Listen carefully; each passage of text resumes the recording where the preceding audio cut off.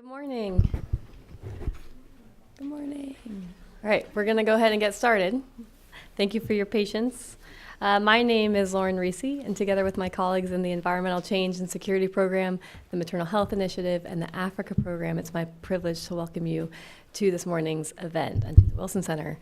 I see there's a lot of familiar faces in the audience and some new faces as well. So for those of you joining us for the first time, I'll give you a quick word about where you're sitting.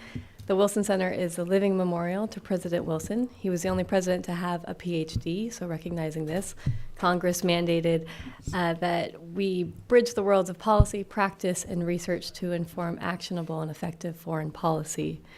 We are consistently ranked in the top 3 think tanks for transdisciplinary research, and this year we're ranked number 1 in regional studies. Today's event gives us an opportunity to highlight those honors through the collaboration of our 3 programs to bring you Investing in Youth for Economic Prosperity, the first in our Africa in Transition series. The series is generously supported by our partners at the Population Institute. The goal is to provide an opportunity to identify and elevate the steps that country leaders and the international development community can take to ensure a future for Sub-Saharan Africa that is marked by economic prosperity, healthy communities, and political stability. We have an incredible lineup of speakers, and we have left ample time in the program for discussion, so I hope that you'll be thinking of your questions ahead of time and will engage with us in the Q&A. We're first going to hear from Dr. Musimbi Kanyoro. Musimbi is president and CEO of the Global Fund for Women, an activist for women and girls' health and human rights. Musimbi was previously the general secretary of the World YWCA and the director for population and reproductive health at the David and Lucille Packard Foundation. She has a PhD in linguistics and a doctorate in feminist theology.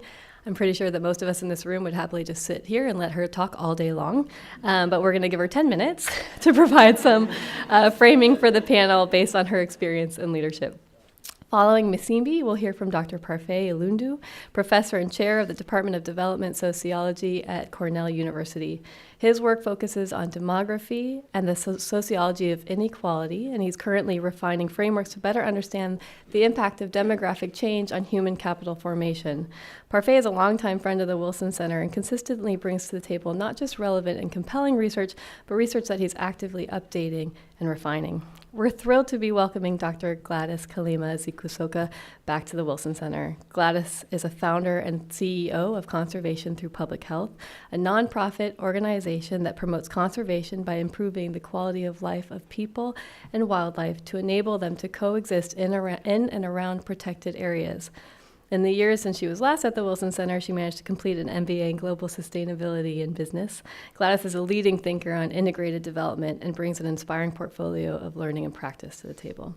And finally, we'll hear from a new friend of the Wilson Center, Unami Jeremiah. Unami is the founder of Mosadi Global Trust and carries a passion for advocating for female participation in political leadership and economic decision-making throughout all of the incredible projects that she's involved in and is spearheading.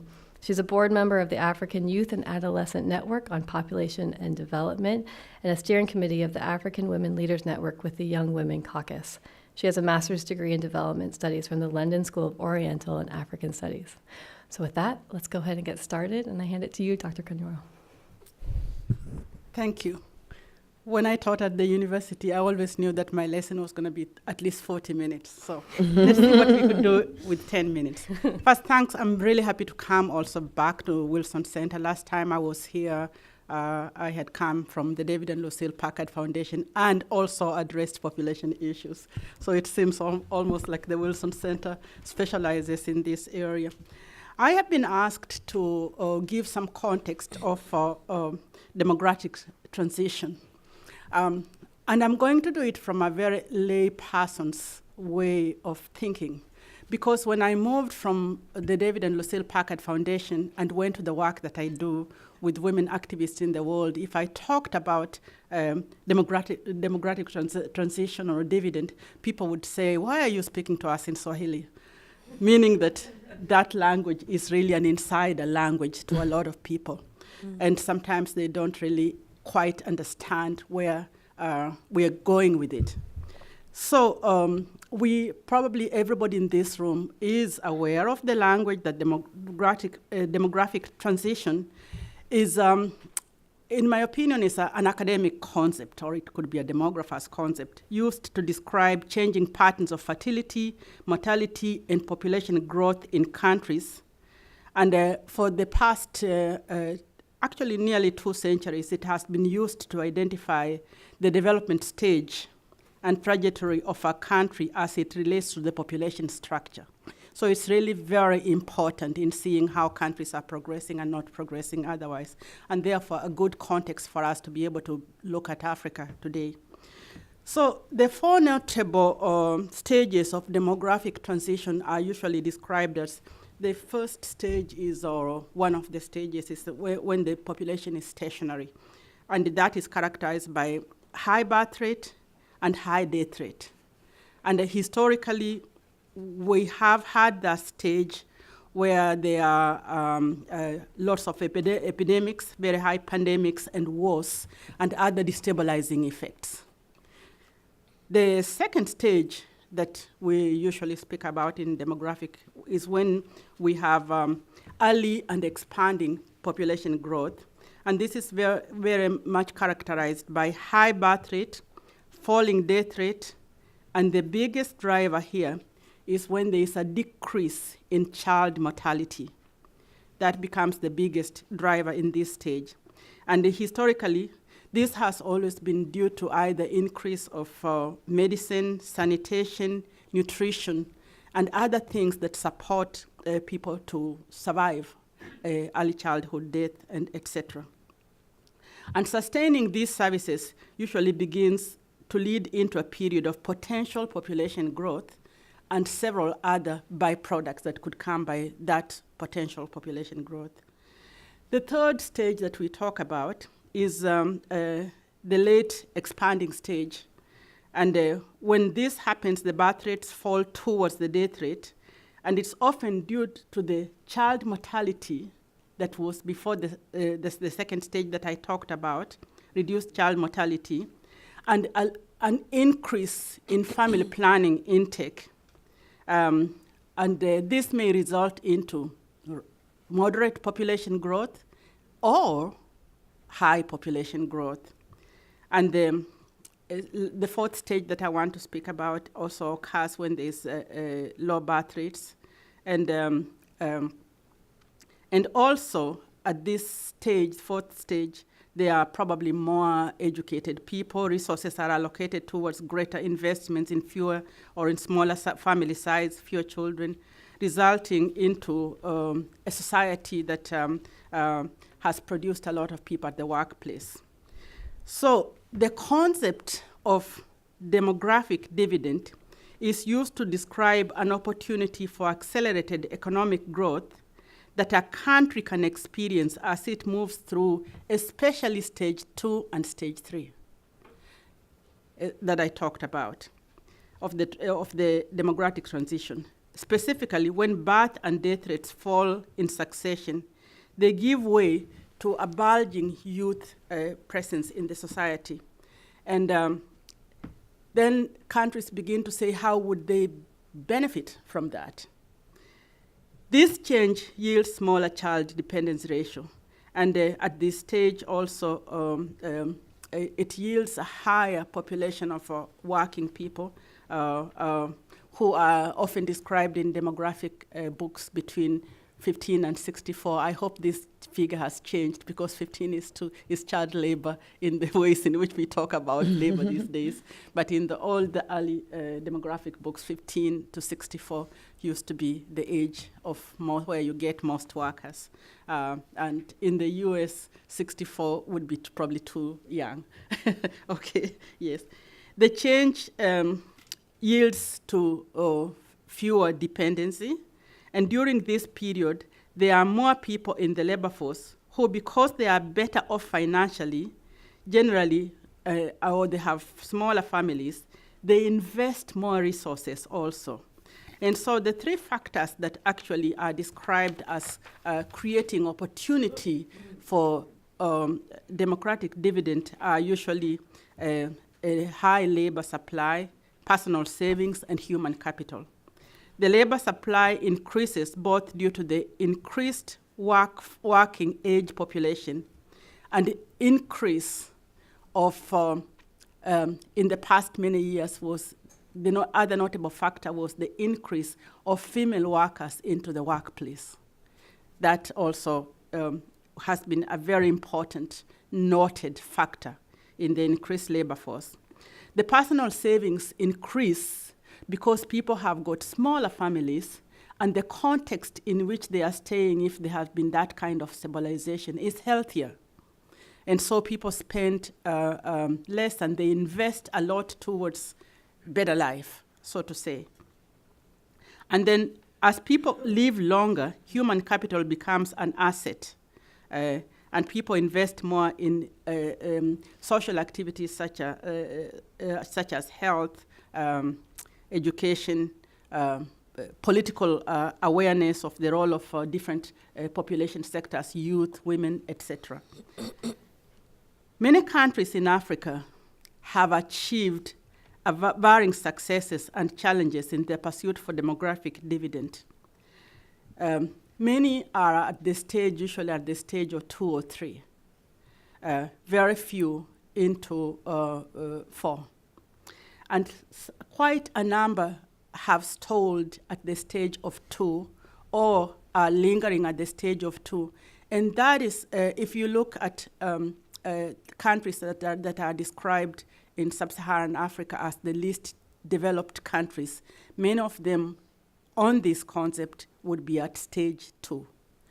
A majority of those that have progressed their work in the area of health and population, like if we take Ethiopia, for example, which has done quite a lot in this area, usually have done so by increasing access to family planning and to health, to inclusion of women, to health systems, and several other factors that are being used today. A summary of proven factors in benefiting from demographic dividend includes also how countries then perceive the role of women, continue to support child mortality, so that the rates really grow less, work on nutrition, which is really important, and work on other diseases that often impact populations. So there are a lot of countries in Sub-Saharan Africa that have been studied with a lot of information that is available. We don't have time to go into that, but quite a number of countries have been studied. I serve on the FP 2020, and we are here this week to meet and look at some of the results that have resulted into larger investment, financial investments in certain countries or in countries in Sub-Saharan Africa and other places. And I know that the results that we shall see in this meeting here will show us where the trend is at the present time. I think that my colleagues will be looking at very specific things that result from what I have defined. And so I want to stop there with my 8 minutes. Thank you. Thank you, Dr. Kanyoro. Parfait. Are you ready? Oh, yeah, you have a presentation. If you'd like to stand up here, that would, yeah. Yes, yes. Thanks. Okay.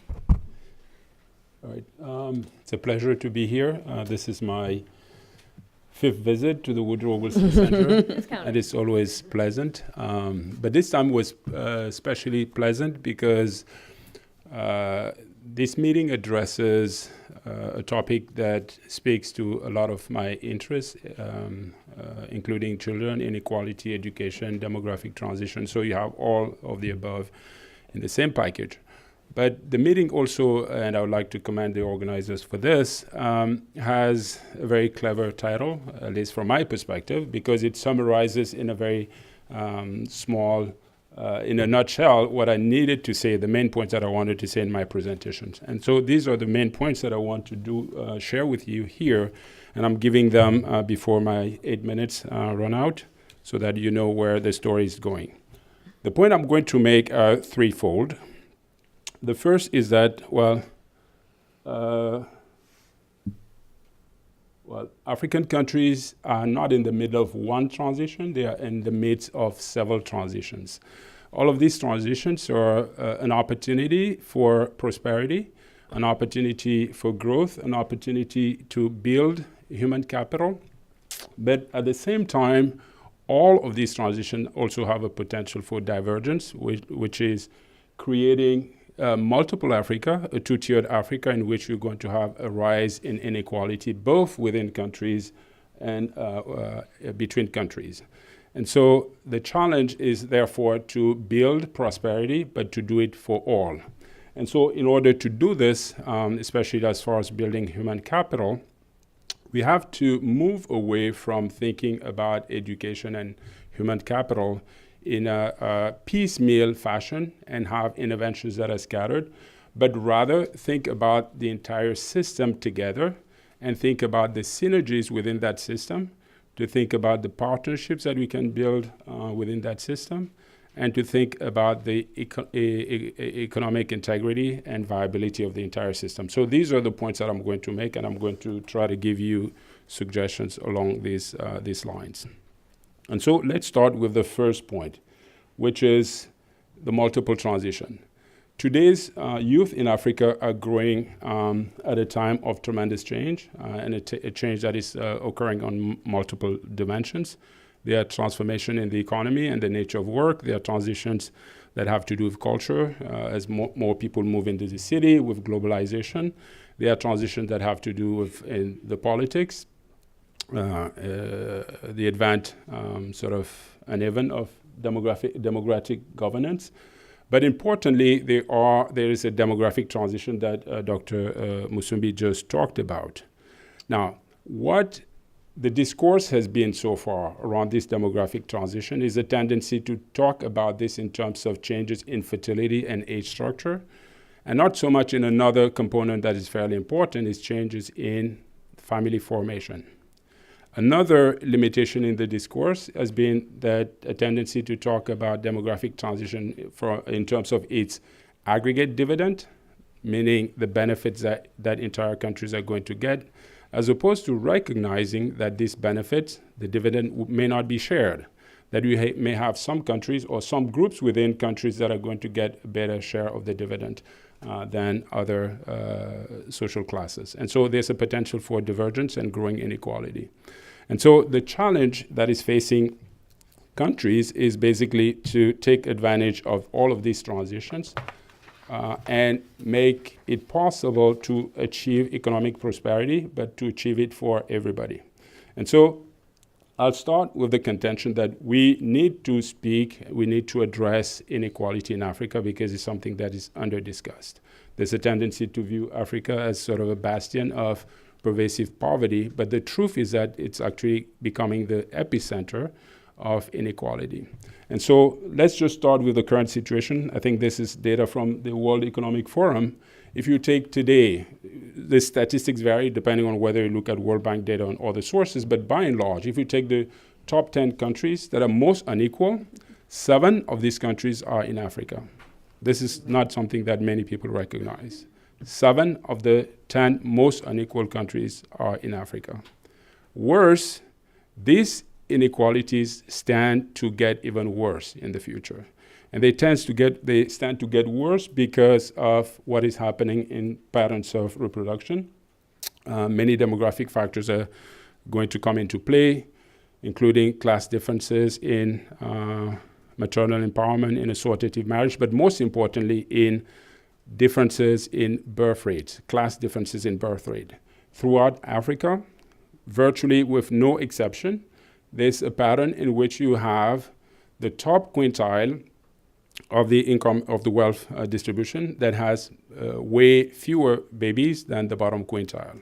And so you have a compounding of income inequality and demographic inequality that makes inequality among children even worse than the kind of inequality that you find in the previous generation. And what happens is that eventually this loops back into inequality among adults in the next generation.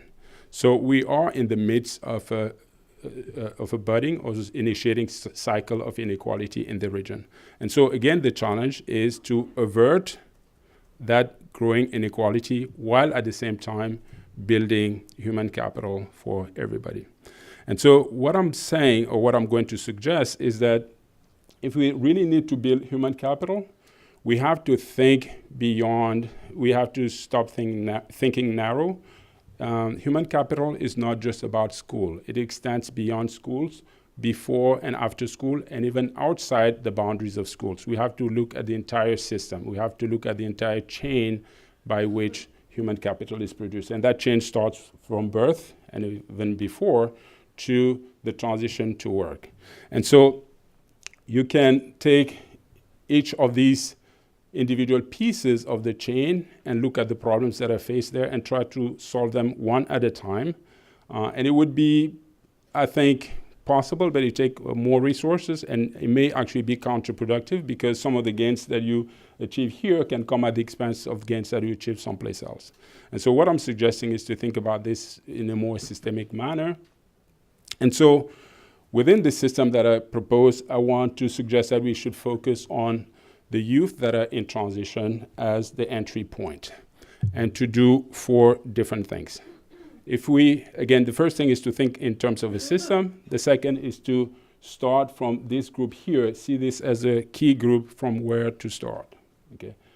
Given this, we can envision investing in that group in different ways that are going to benefit these youth themselves, but also other pieces of the human capital formation chain. Okay. And so some of the investment that you can consider that benefit these youth may be investment in complementary skills that make it possible for them to gain entry in the labor force, and we can talk about some of these skills there. But you can also invest in economic sectors that could not only employ these young graduates, but at the same time improve the quality of the education system here. So for instance, you have a big tutoring industry that can actually involve a lot of these young graduates. You have an industry that can be built to improve school governance, meaning build data systems that make it possible to track school records and to track to manage schools more efficiently and more democratically.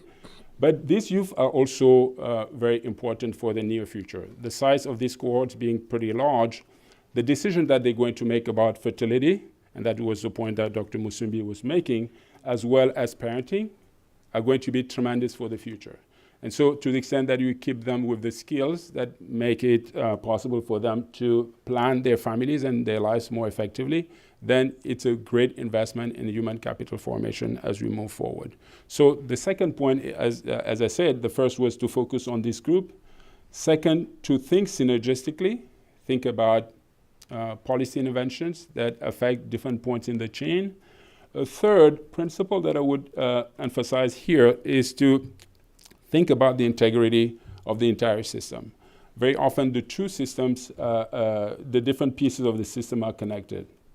And one concern here, one investment that I like to, at least one principle that I like to put forth here, is that we have to balance the need for performance and equity at the same time. And so in balancing this is not actually impossible. What we need to do is to, at the base year, really try to emphasize equity, try to equalize opportunities here in terms of childbearing and as well as early childhood development. Once you have set that platform, when you have leveled the playing field here, then it becomes more defensible to insist on performance here and to insist on a merit-based system here. Okay, so you can actually balance the two concerns. And it's also important to do this because, in a sense, the investment that families and parents are going to make in education depends on whether education pays off in the end. If education doesn't pay off, then you cannot expect families to keep making private investment in education. So you have to really balance the two objectives, competition, efficiency, performance with equity. But I think it's possible to do. The third and last principle that I like to put forth is just think about the partnerships that we can contemplate here.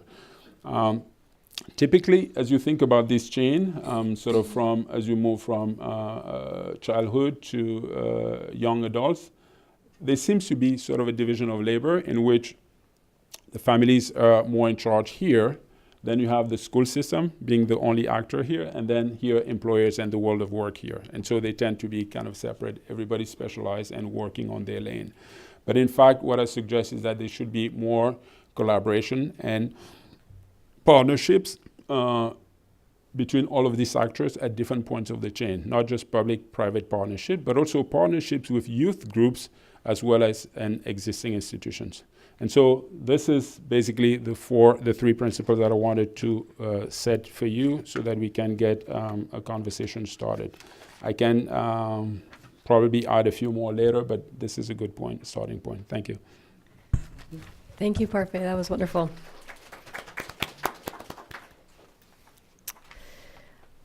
Gladys is up next.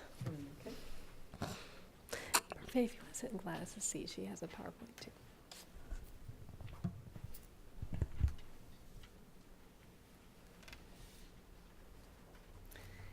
This is the highlight, is the pictures of the gorillas that Gladys brings every time. It's perfect. Good morning, everybody. I'm really happy to be back here at the Wilson Center. Actually, the last time I was here, the Wilson Center generously offered to help us commemorate 10 years since we started our NGO, Conservation Through Public Health. And I think that was in 2013. Mm-hmm. So I'm really pleased to be back. Going to talk about something that's often talked about here at the Wilson Center, integrating population health and environment. And I'm just going to briefly give the journey that we have had in making this possible in a small area bordering a national park in Uganda. What the previous speakers have been speaking about, I'm going to talk about as a case study. Okay, how do I forward this? This particular gorilla is called Kanyonyi. I've worked with gorillas for over half my life, first as a vet student, and then later on setting up the veterinary department in the Uganda Wildlife Authority, and then as a master's student, and then founding the NGO. I put him up there because the mountain gorillas are critically endangered. Actually, now they're endangered because their numbers are going up. But they've brought a lot of prosperity in a particular part of Uganda, which has enabled a lot of good things to happen. And gorilla tourism has been going on since 1990, over 25 years. And the whole community has transformed because of gorilla tourism. This particular gorilla was one that I knew when he was a baby until he grew up and headed the group. And everybody appreciates gorillas because they've brought them out of poverty in this place where we're working. Push the other side. Mm-hmm. Let me see. Okay. I want to go to the next. Whoops.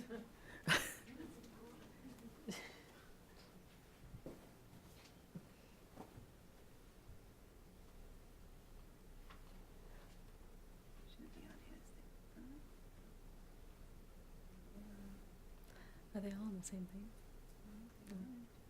Mm-hmm.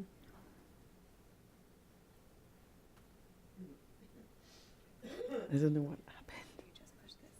Oh, okay. Just push this one here. Yeah. Okay, off. So before I go to the next slide, how many people in this room have seen mountain gorillas before? Okay, great. Was it in Uganda or Rwanda or DRC? Rwanda. Okay. Uganda. Great. Yeah, that's where we're working. Yeah, it is an amazing experience. So the gorilla numbers have recently been gone up to 1,000 because of the census in the Virungas, and the one in Bwindi was ongoing last year. My team was involved, and we hope that the numbers will keep going up. So even if there's only 1,000 individuals left in the wild, it moved from critically endangered to endangered because all the other gorilla populations in Africa are going down. Even in West Africa and Central Africa, where there's hundreds of thousands of Western lowland, they're going down, so they're still considered critically endangered. So we're really pleased about that. Gorillas, in all where they're found, are threatened by habitat loss and poaching, and that's where the human population growth becomes a big issue. Most of around Bwindi, there's a very hard edge as you can see in that slide, where when it became a national park, they stopped people going in. Gorillas sometimes come out, but there's a hard edge almost everywhere, apart from one place where there's a tea plantation that they're planting to stop human-gorilla conflict. Gorillas in almost all other parts of Africa are also threatened by poaching, but in Uganda, it's not poaching for gorillas, but other species in the forest. The area that we mainly address at Conservation Through Public Health, and why we founded this NGO, was because I led a team that investigated the first scabies skin disease in the mountain gorillas, which was traced to people living around the park who have very little health care. At the time, we were very surprised because we thought that the biggest threat would be from tourists coming in, bringing in a fatal flu or something like that. But because the gorillas are always interfacing with the people, going outside the park to eat their banana plants, they find dirty clothing. Those 3 little boys were outside herding goats when we were coming from gorilla tracking. They were supposed to be in school. It was school time, but they were herding goats. And a lot of people will tell you, we have many children, 10 children. It used to be 10. 5 are for going to school. The other 5 are for chasing wildlife from the garden. So family planning is a very big issue, and linking everything is very important. So gorillas destroy banana plants when they go outside, causing a lot of tension. And unfortunately, this plant was actually destroyed by a very popular gorilla group. And when I asked the farmer, I asked the person there that these two think gorillas are important. He said, yes, because my children are employed by the park and some of the money from tourism goes to build schools, clinics, roads. But the individual person like me whose crop is destroyed, I'm not compensated. So eventually he became one of the lead members of the human-gorilla conflict team that chases gorillas back. There's another. Now they graduated to fruit. And then I was caught in the act eating people's banana plants. But people tolerate them a bit because they know they tolerate them more because of the money from tourism, but it definitely undermines people's attitudes towards the park and the gorillas when they destroy their crops and they become resentful. So what we do in CTPH, we keep the gorillas healthy and their habitat secure. This is the view from our office, a lovely office view. And when you're there, you can see all the way to the end of the forest. 2 districts over there, and the gorillas are inside there. We have 3 programs: wildlife conservation, alternative livelihoods, and community health. They're all integrated. And we prevent and control disease transmission between people and gorillas through a lot of behavior change communication. And we work closely with what you call village health teams or community health workers, and we get them to promote conservation work. They're supposed to visit about 30 households each, and we get them to do that, and they talk about conservation, and they also hold a lot of village health talks. They also administer family planning injections through support from Family Health International. We were able to train them to start giving family planning injections, which has now become a national policy in Uganda. It's really important that they do something like that, because when they go to the hospital, which is normally about 20 miles and they have to walk, they get there and people are sick. They won't focus on women who just want to get a family planning injection. So they go back home and conceive. But now when we started training community health workers to give injections in their homes, the family planning rate went up significantly, and people are very happy about that. So we found in our area that the places where we started working, we did some research with Oxford University, looking at how our health interventions are contributing to conservation outcomes, if or how. And we found that the areas where we've been working, the family planning went up faster compared to the areas that we've not been directly working. But because people would come from injections from non-intervention parishes to intervention parishes, whatever we did in the intervention areas ended up scaling onto the non-intervention area, also with other partners coming in. So one thing that I can say is that when we started the family planning program around Bwindi, we're below the national average, but now it's way above the national average. So we're very pleased about that. And some of the things that we do, we sustain our village health and conservation teams with group livelihood projects. This enables them to keep going. So as they're promoting family planning, good hygiene and sanitation, looking out for people who are sick, promoting nutrition and sustainable agriculture, they keep doing this and talking about the importance of the gorillas and record homes visited by gorillas and the forest, the importance of the forest. We help them to set up group projects, and these keep them going. So in the past 10 years, we've not had volunteer dropouts, which we're really pleased about. Another area within our alternative livelihood program, which we started recently, is we started a social enterprise where we work with farmers around the park. He's a typical farmer in Bwindi who you'd consider them ex-poachers. Like they would go into the park to poach just to have food to eat. They would poach antelope. But because we now give them an alternative livelihood through growing and processing very good Arabica coffee that we can sell at a premium price to tourists and that's the Entebbe duty-free gift shop in the airport. The money, this helps to keep them out of the forest, and the money from it, every donation goes back to support the work of the NGO. So it's a social enterprise that we started with with a loan from World Wildlife Fund Switzerland, and we're working very closely with Conservation International and other groups to continue to develop this sustainable coffee chain. So some of the impact we're really pleased that since we started CTPH, the mountain gorilla population has gone up to over 1,000. Gorillas are now protected in community land. When Kanyonyi, the gorilla I showed you, his father was in his last days, he decided to settle in community land, and we educated the community to accept him. And they said, even when our old people grow old, we look after them. So when Ruhendeza died, they all went to visit his gravesite. So they're now really understanding that the gorillas are part and parcel of their future. We've had other big gains, a lot of increase in hand washing facilities from 10% to 50%, we haven't had scabies outbreaks since we started the program. And Jadia has really gone down to 0 in the gorillas. And the rate of family planning has been very, very high in the Bwindi area compared to other rural areas in Uganda. So we are expanding the approach to other gorilla habitats and biodiversity hotspots.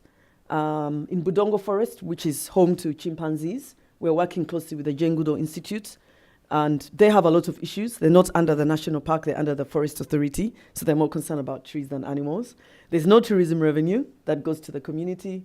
There are very few VHTs. There's a lot of consumption of primates and timber cutting.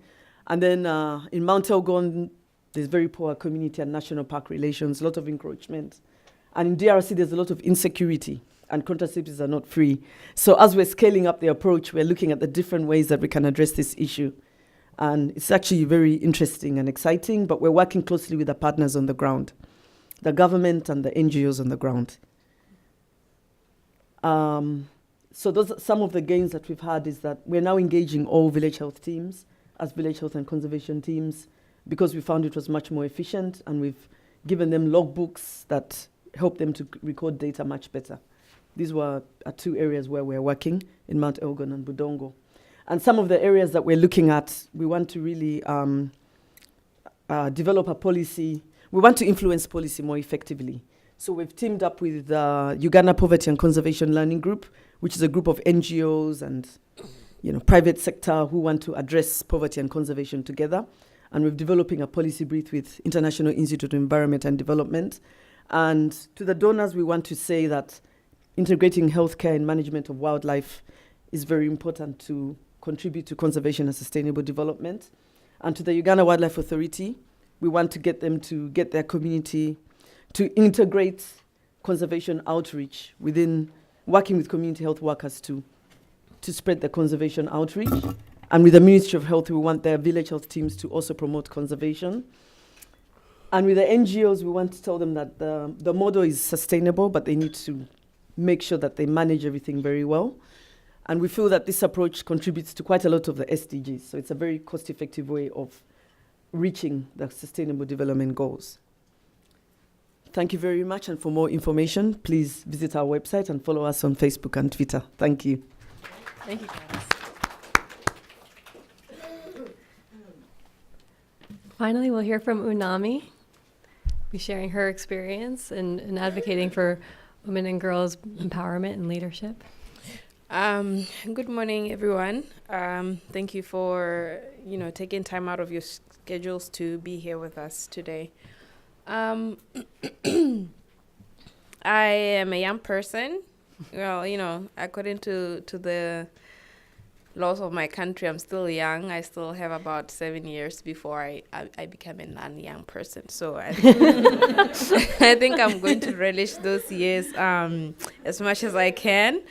And so, as a young person, sometimes when we think young people, we think of someone who probably has an education, a single person, someone who has, I don't know, a life which for me sometimes it's very utopia.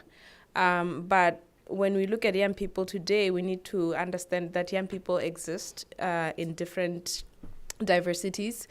Young people are married, young people have children, young people take care of their aging parents, or they're taking care of younger orphaned children that their parents have left behind because of issues of whether it's conflict, issues of diseases. And so when we have a picture in our minds about what a young person represents, we need to sort of think it in that context. So I'm going to speak today about on 4 issues that I think are very important as we think about what is the role of young people in international as well as national development.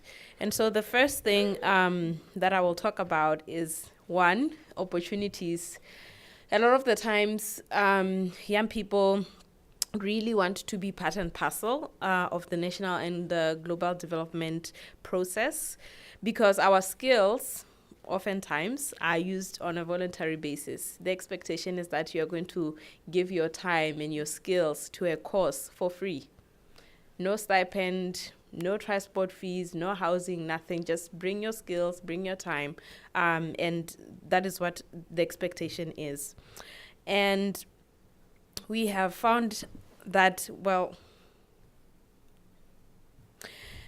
I think it's time that we recognize that young people do have expertise, and we need to compensate those expertise.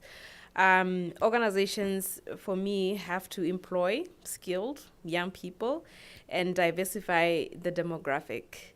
I think it's a very good and opportune time for everyone, including everybody here in the room, to go back to your organization and look at your employee demographic and see whom have we employed, who are these people, where are they from, and how are they contributing to the vision of which our organization is going at.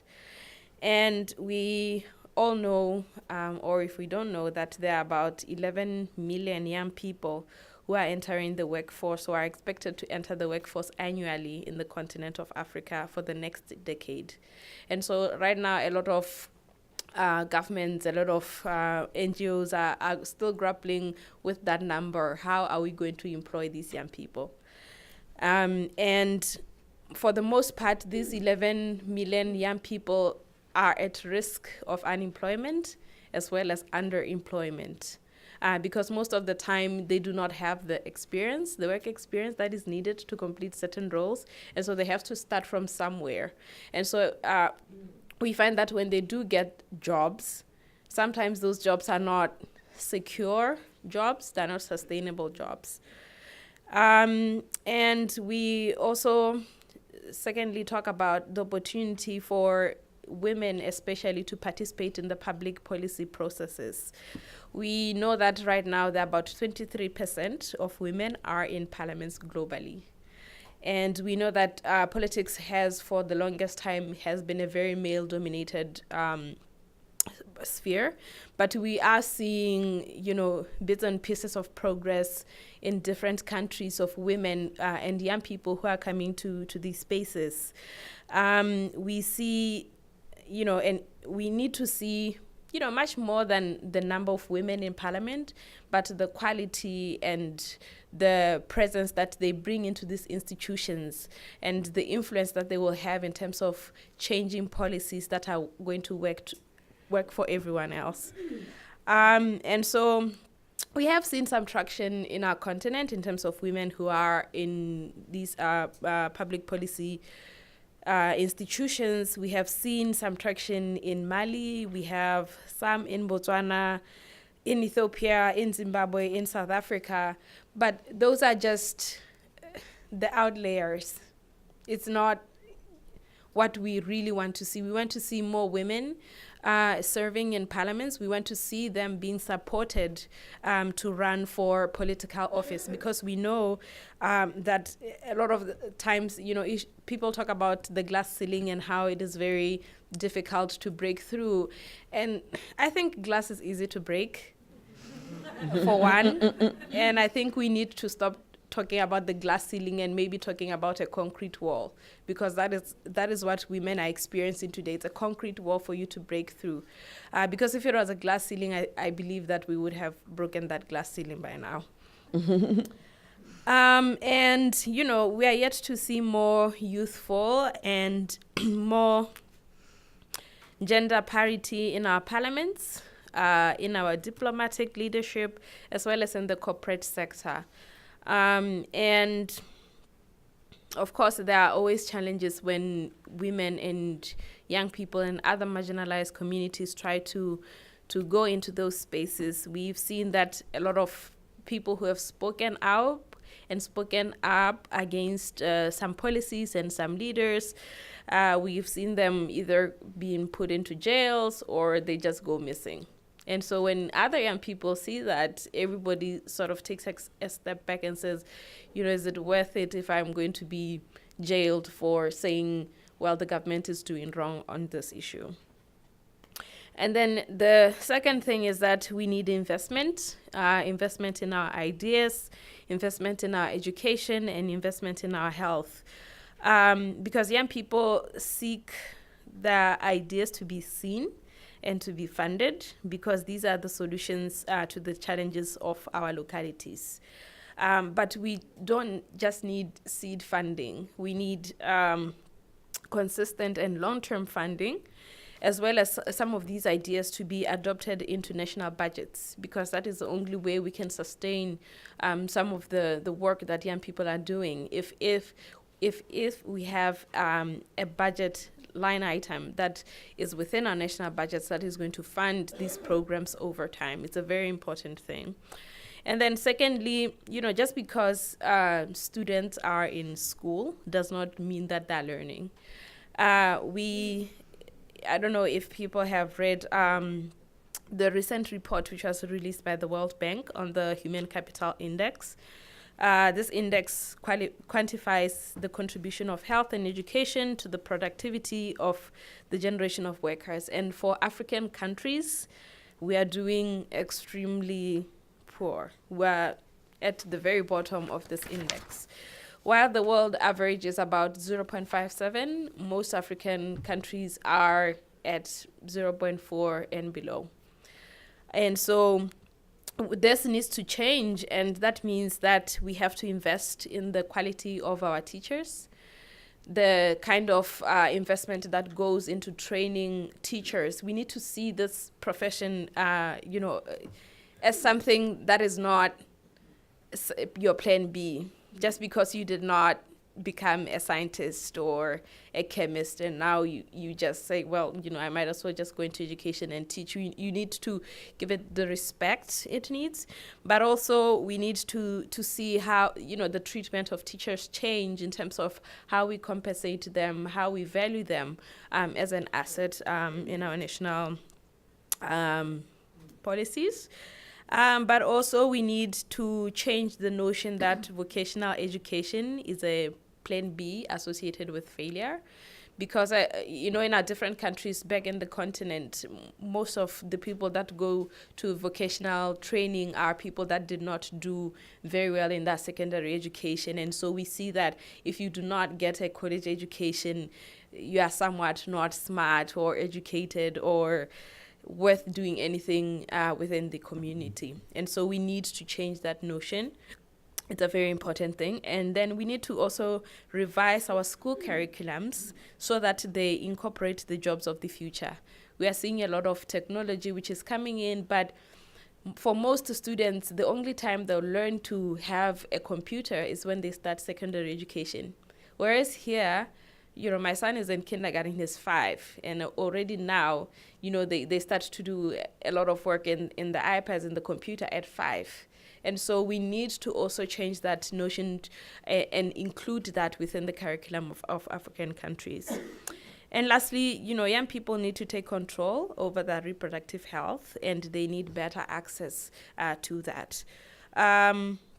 We have seen that our continent has that opportunity to take advantage of this demographic dividend.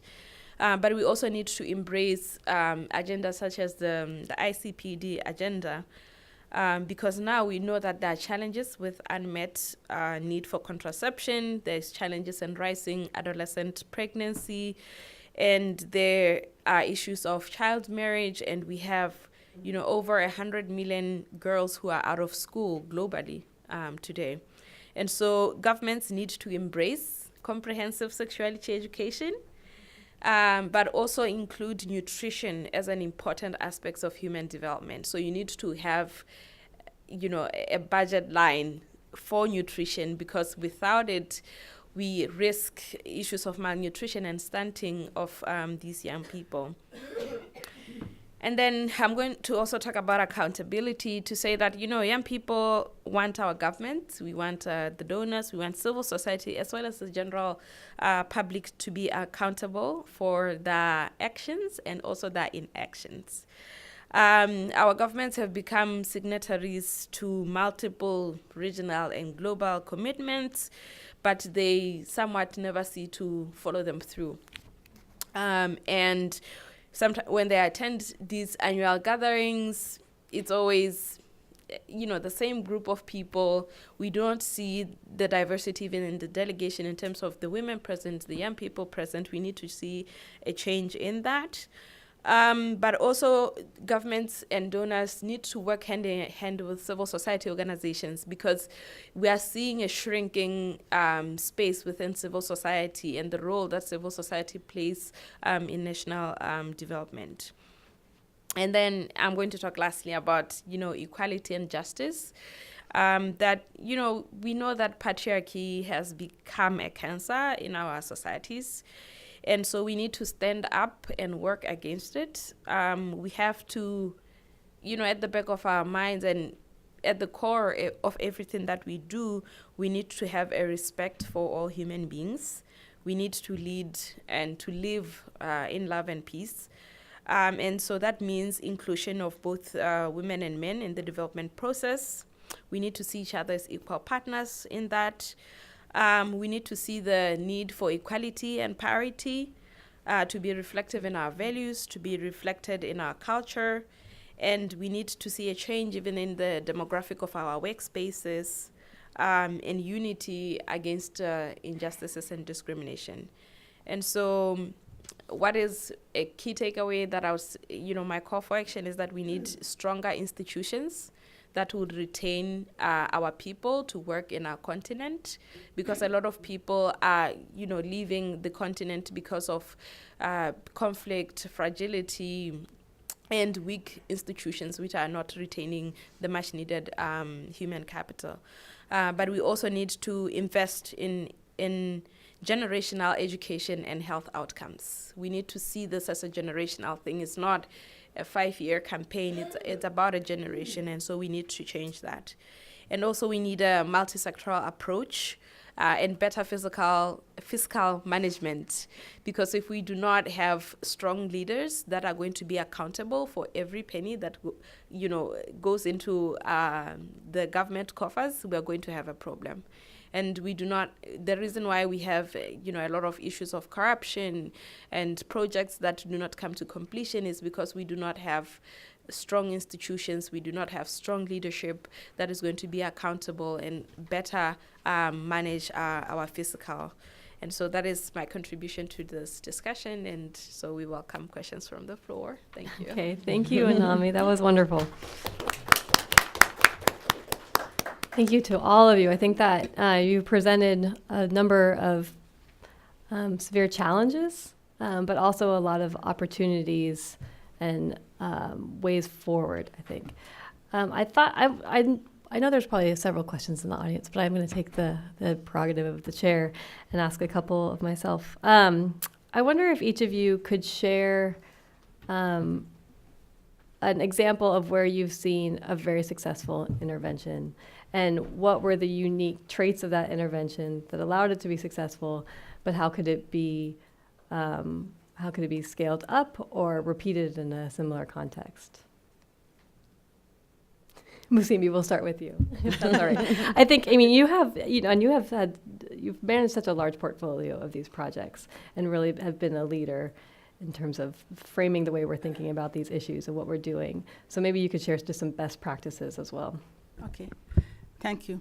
So, first of all, I think you should all know that I work with the Global Fund for Women, so I work very closely with many women around the world and in Africa as well. So I want to say some of the things that probably you won't read. One of the things that is really important where I have seen a good progress is women in Africa own their voice and they speak up. What you've heard from Unami, what you've heard from my other sister from Uganda is symbolic of the whole continent, that there are women who understand the facts, whether it's facts about their own bodies, facts about their families, their communities, etc. And they're speaking up and wanting more recognition and space, wanting more resources, wanting more funding, and investing also in their own families and their children. Much if we were just to get the data of what women are contributing in any area, we would actually have very positive way of thinking of Africa. But very often we are so involved in looking at what has failed. And I think that women's voices and women's contribution is something that we need more data, segregated data of how women are contributing in particular areas.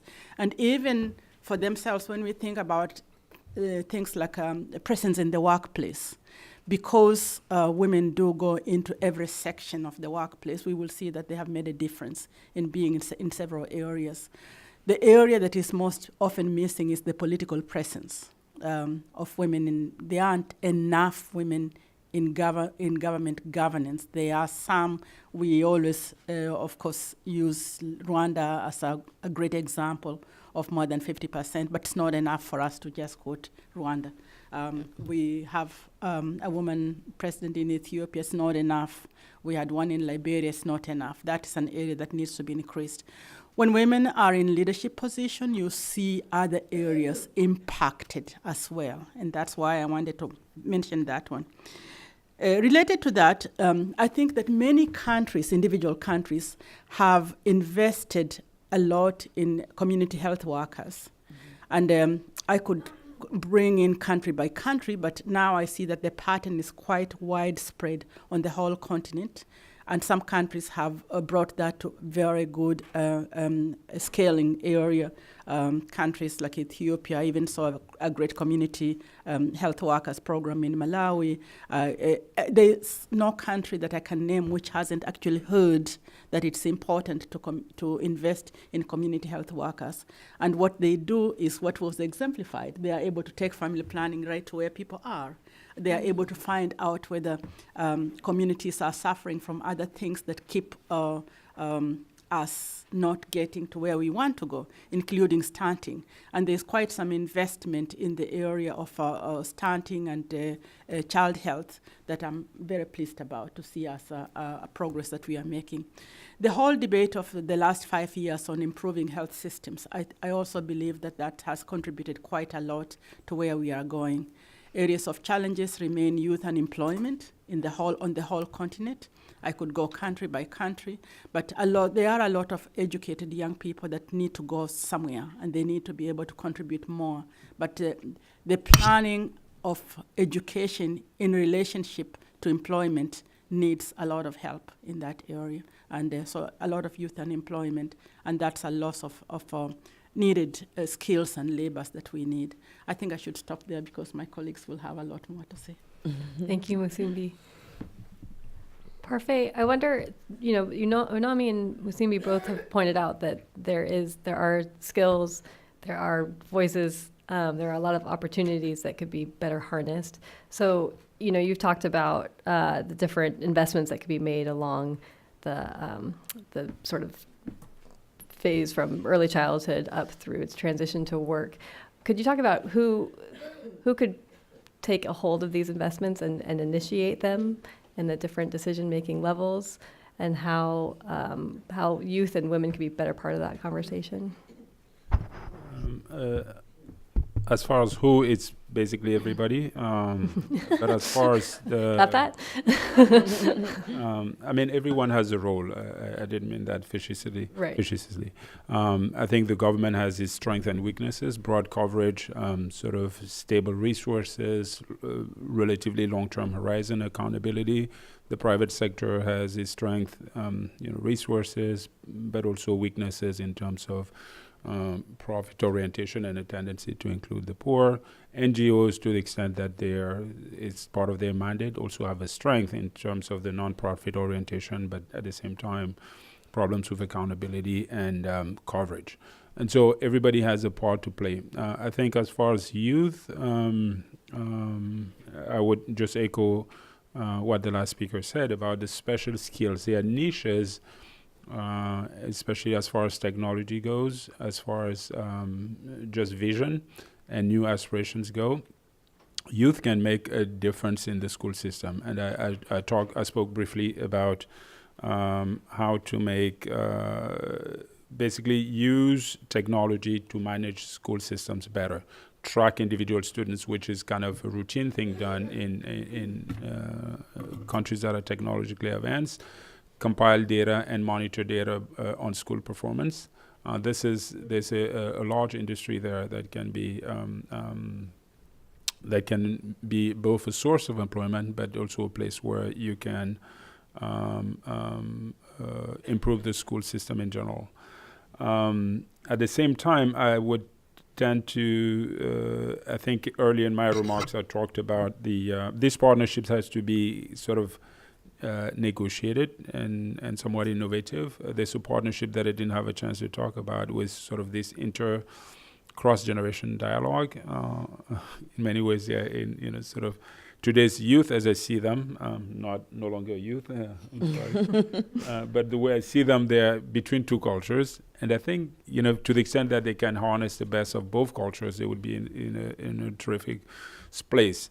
And so at the same time as we have the youth bulge, in many countries we have sort of one of the, sort of large generation of retirees with lots of experiences and a little bit of life experiences to share. And I think building that dialogue would also be useful from a purely cultural standpoint. Yeah, absolutely. I think that no matter if I'm on a conversation about the environment or health or migration or any of the issues that we're focused on here, there's a tendency in the room that where there's a lot of experts who have been working on this for decades and have a lot of expertise, and they know how we've gotten to where we are, and they have an idea of where we need to go. They also recognize the courage and sort of unique leadership and skills of the young populations, but there's a need to better bridge those conversations for both sides, right? And so let's all do that. Gladys, I have a hard question for you, if you don't mind. I think you seem to have a unique ability to forecast where we need expertise in integrating our approaches to development. So I wonder what you would say is on the horizon. What do we need to be focusing on for the 10, 20, 30 years from now, and what skills should we be developing now in order to better address future challenges? Well, I didn't give you a heads up on that one. Yeah. That's a hard question, but I think a lot of it is all to do with empowerment. As in, it's great that the youth are very much getting involved in everything. It's very important to make people feel that they can accomplish what they need to do. And Africa as a continent, I firmly believe that, the solutions to our problems can only be solved by us people in Africa. And what we get from America and other countries is skills, so people from other countries come and train us, or we come to other countries, learn and apply what we have. Even communities that are very poor, like in Bwindi, we work with the Batwa Pygmies. And they were evicted from the park in 1992 to create a national park. And there's a bit of a human rights issue there. People talk about it. But even with the Batwa, people feel sorry for them. They give them money, then they go and drink. They give them, a towel, they sell it, they drink. But what we've done is we've engaged them as community health workers, and they have a lot of pride. And so they feel happy, they start educating their community, they stop drinking. For example, they start selling crafts instead of, and then they know if I make a craft, I'll get money, I'll feed my family. So one time at a meeting, they said, we want to go in and see the gorillas as tourists. Mm-hmm. So they're beginning to, they just need to be given that ability to, they need to be allowed to express themselves. They need to be allowed to be regular members of society and have a lot of pride. So even from the poorest to the very wealthy in the societies, everybody should be able to make decisions and give opportunities for others as well. Mm. Another thing that has really taken shape in Uganda, and Dr. Musimbi has alluded to it, is the women empowerment. Mm-hmm. That has really taken shape in all over Africa. I guess Uganda has among the highest number of women members of parliament, just because, there was an affirmative seat was put there. Actually, my mother was one of the first women members of parliament in Uganda.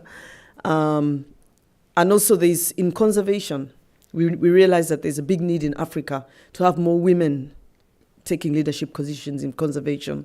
So recently we created, together with the founder of Lion Guardians and a few other African women, we created something called Women in Environment. So we're trying to get more and more women, African women, in leadership positions in conservation. So that's an area that's also very important. Another one is the field of not depending on donors for money, for everything. I talked about the social enterprise we started, Gorilla Conservation Coffee. We can't just depend on grants. It's very important to look at trade and not just aid. And the more and more that we set up social enterprises wherever we're working and try and achieve the triple bottom line, financial, economic, financial, social, and environmental impact, the more likely the continent will develop sustainably. I'm pleased that somebody who's actually marketing Gorilla Conservation Coffee is here, John. John Probert from Pangos. He set up Pangos that markets conservation-related products. So he's worked with Northern Rainland Trust in Kenya to market crafts, and he's working with us in Uganda to market Gorilla Conservation Coffee. He's here in DC, and if you want some coffee, you can order it through his website. That's great. Thank you. Mm-hmm. Naomi, I wonder if you could share some of the successes that you've seen in terms of youth participation and in Botswana in political processes. I believe that young people have a voice and a power to change things. And my dream is to see, not only Botswana, but in Africa, where what you say would not be used against you, and where when people really say we are for young people, they mean it, instead of just using the concept of youth empowerment to get leverage, have money or certain connections just because they say we are for young people. I'm yet to see spaces where young people are not separate from everybody else, where we are just together as people, as professionals, as experts within our different fields, as leaders. I'm yet to see that. And meaningful youth engagement for me is one of the most important things that we can do. And not only have meaningful youth engagement, but the intergenerational dialogue and relationship that we need to build is very important. Because Africa as a continent, all 54 countries are independent and they're sovereign. And how the media and the world portrays Africa as a country has to come to a stop, because really we are individuals. We are united by our continent, yes. But in terms of how, the challenges we have similar, yes, but the context is very important. And when Africa gained its independence, at the time, it was the young people that were at the helm of the leadership. But the irony today is that now society has just done what to give young people that opportunity to lead and to be part of the process. Instead, we see that the young people that inherited the continent's leadership at the time are still there today. And that is a problem. And so I think a lot of these young people did not have a vision of transition to say, when I reach this age, this is what I will do. And it is very important today that we start building what our transition and our succession plan looks like. Even at my age, I do have a succession plan to say, at this age I want to be here, at this age I want to be here, and at this age I want to be doing something else. So we need to start now. And that is a very important conversation that we need to have, even as young people. What is your plan? What is your succession plan? It's very important so that the younger people who are younger than us can learn from us that it's okay to leave a particular office. It's okay to leave a particular organization, to move on and to do something else and to contribute somewhere else. It's very important. Because if we do not build this foundation now, it's going to be difficult when people my age attain those positions. It's going to be the same cycle that keeps happening. So I'm yet to see us come to, together and have an honest and frank conversation about these were our shortcomings. What can we do to change it? And for me, changing means having that discussion and having that succession plan to say, in my future, this is where I see myself and this is where I will stop in terms of being in a particular position, but I'll continue to contribute to the development of my country in my capacity elsewhere. So we need to learn to move on. Thank you. That's great. That's not unique to Africa, I would say, but a very important point. Thank you. I think we'll go ahead and open it up to the audience. We have several questions. Let's start. We'll do 1, 2, 3 to begin with. So this woman in the front here. We'll take a few questions at once. If you could start with your name and affiliation.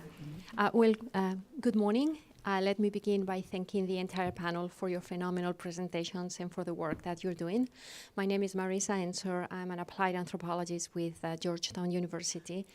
And my question is for Dr. Gladys. I work primarily in Sub-Saharan Africa, more specifically Uganda and South Sudan. And I am in the early stages of setting up a conservation through peace building or peace building through conservation program in South Sudan. No gorillas. In South Sudan, there are chimpanzees, though. But my question is more on the human side of the initiative. I would be grateful if you could share some additional reflections on the alternative livelihood component. What kind of experts, what kind of team members, what kind of initiatives were taken to identify and implement suitable, sustainable alternative livelihoods? And do you have any lessons learned that could, by qualified extension, perhaps be applicable elsewhere? Thank you. Thank you for the question. Okay, if you could pass it right behind you, I think that. Thank you. Please go ahead, Jess. Okay. Again, thank you. I echo that. This has been a very interesting presentation. I'm Joyce Namde. I worked with the U.S. State Department, and I've served in several places in Africa. And what I hear being discussed here is almost two Africas, because Botswana, Uganda, Kenya, Ethiopia are on one Africa, but there's also Chad and Equatorial Guinea and Eswatini and et cetera. So my question is, what is being done to scale up or to somehow share this expertise with those countries that are in many ways much further behind, starting at a very much lower level, in many cases starting at a much lower level than they were even 20 or 30 years ago. So Do you have ideas of how that could be done, or ideas of how the region can benefit? Thank you. Thank you. I think we'll take one more, and I'm going to make it easy. And Kayla, can you just pass the mic right there to Bob? That was easy. I didn't want to jump in front of anyone else. I'm Robert Engelman with Population Institute, and thank you very much for your work on this, Lauren. This has been a great program. All of the speakers have been really excellent. I'm really pleased. And I'm also an association of the World Watch Institute. I was really happy that Ms. Jeremiah mentioned a critical aspect of education that hadn't been previously mentioned, which is comprehensive sexuality education, which to me seems to have tremendous potential for contributing to transition in Africa, as in every place, because it addresses something we also haven't talked much about, which is violence against girls and women, male attitudes about gender, and things that I think are holding back people, again, not uniquely in Africa, but everywhere. And I haven't heard much about comprehensive sexuality education in Africa. As a matter of fact, I talked to some people about it, and people who are development experts, and they've expressed skepticism that it even exists in Africa, or that it could exist in Africa, and I'm generalizing here about the continent, I apologize for that. But my own research indicates that there actually has been some progress in this area.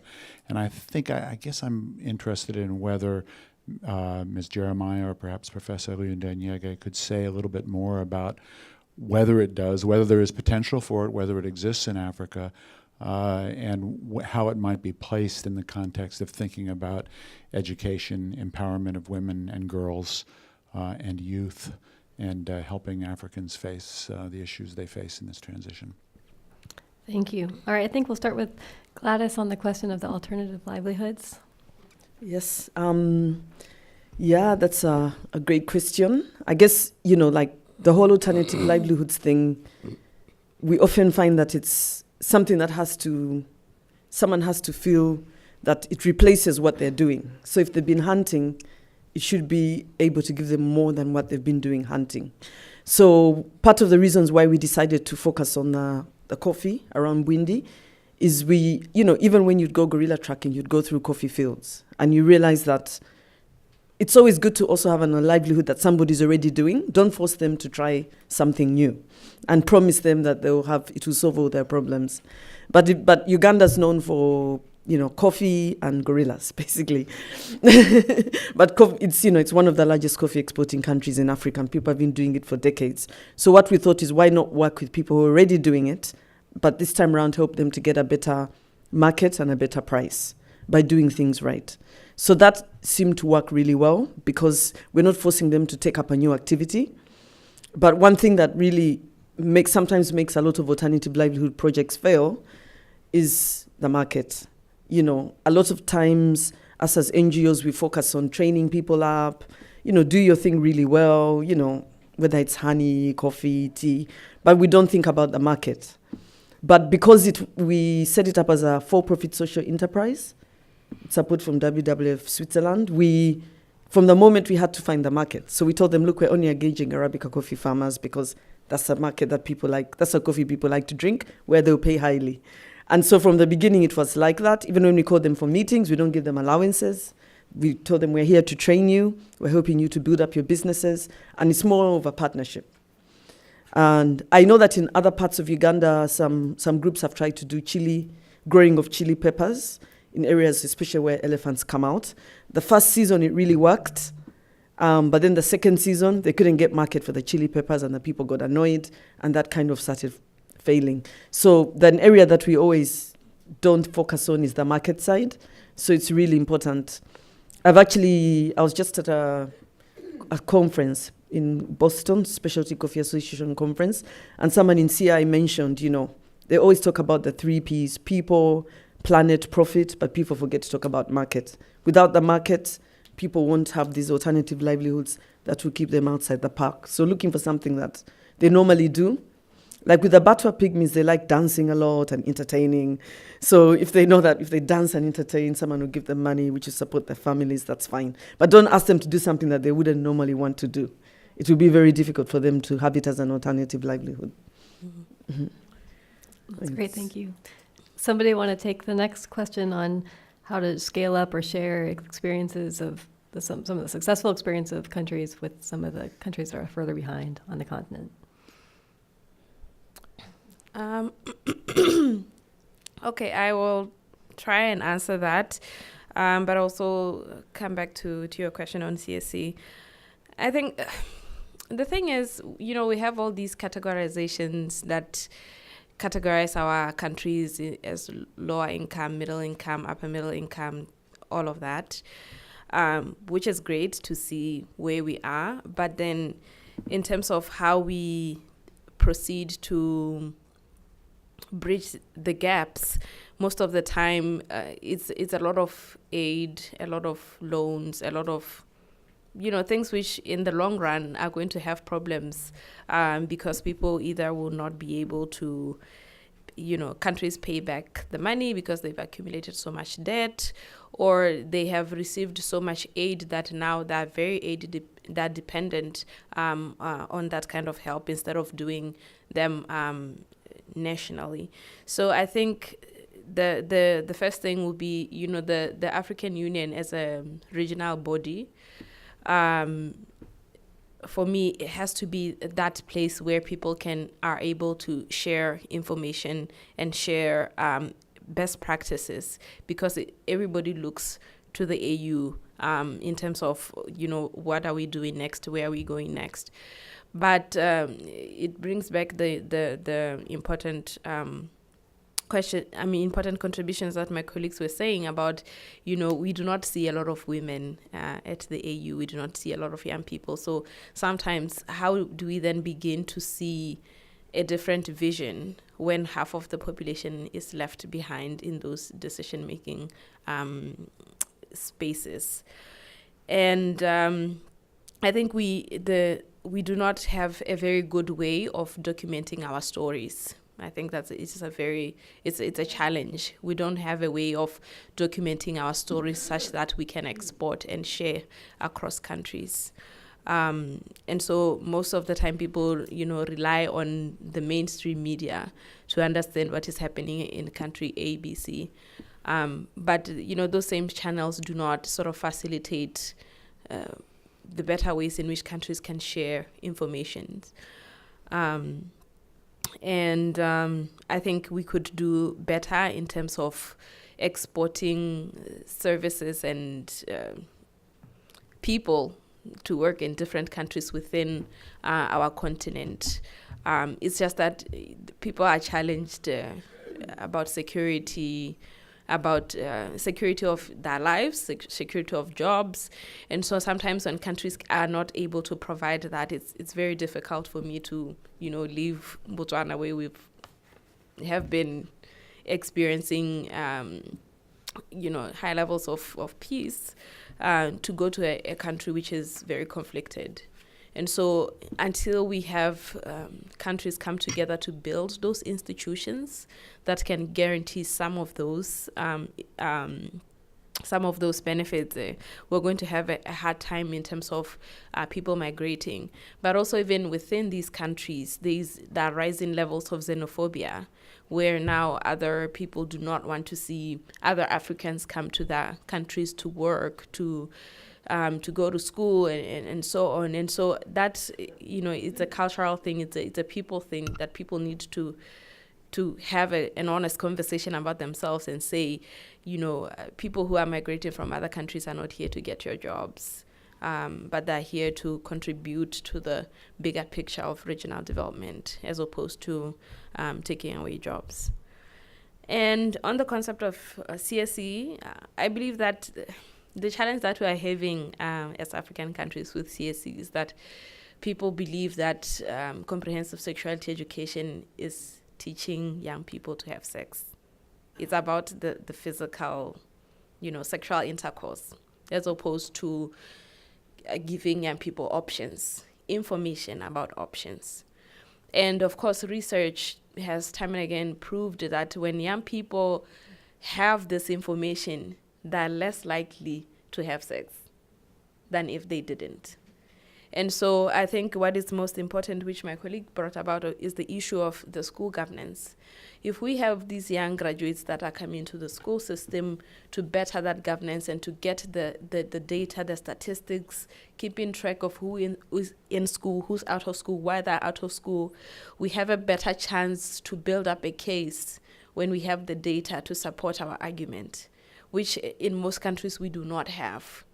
So if we don't present a case and say, X number of girls are out of school because of pregnancy in this region, in this country, and this is costing the country that much, we will not build a case for that.